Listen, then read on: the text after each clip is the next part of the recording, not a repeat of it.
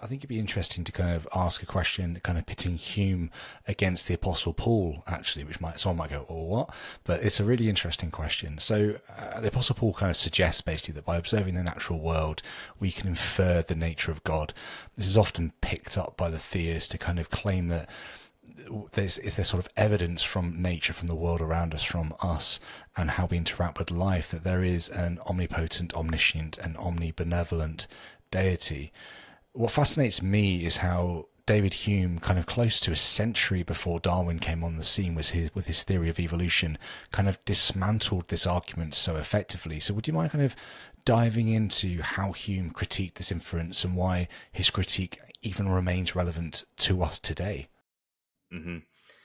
Yeah, good. This is a great one. And it ends up with another point of agreement between all three. And this one I think is even more striking because it's specifically in, the philosophy of religion.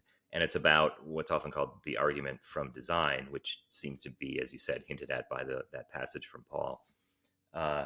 So yeah, in dialogues concerning natural religion, a lot of that book is really an extended examination of and critique of this argument from design. And Hume develops a bunch of challenges. And as you say, it's interesting because he's doing all of this before the theory of evolution was put forward. And many people think the theory of evolution provides, one of the strongest challenges to this type of design argument. But in the end, Hume, he sort of builds up to what he thinks is, I think, the strongest objection, which is, I would describe it this way. So the idea of the argument from design is, let's consider, creation, consider the observable universe. And we're asking the question, what's the best explanation of where this came from? And if it was created by some sort of mind, what would that mind be like? So it's like we've got the creation. What can we infer about the creator from the creation?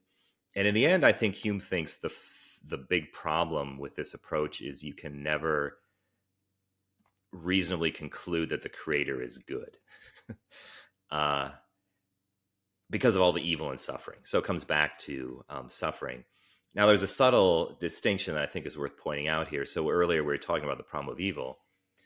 The claim there of the problem of evil was, from the evil in the world, we can infer that there isn't a good God. Hume's claim here is different. It's that because of the evil in the world, we cannot infer from the world that the creator is good. So you'll never be able to deduce God's goodness from the world because it has some good in it, but it has some evil. We see a mixture.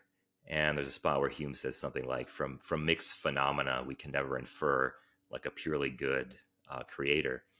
And it's unsurprising that Russell, I think, agrees. And Russell makes a big deal of this same point. He's like, it would sort of be crazy to look at a world with all of this suffering and say, on the basis of that world, we know that God is good.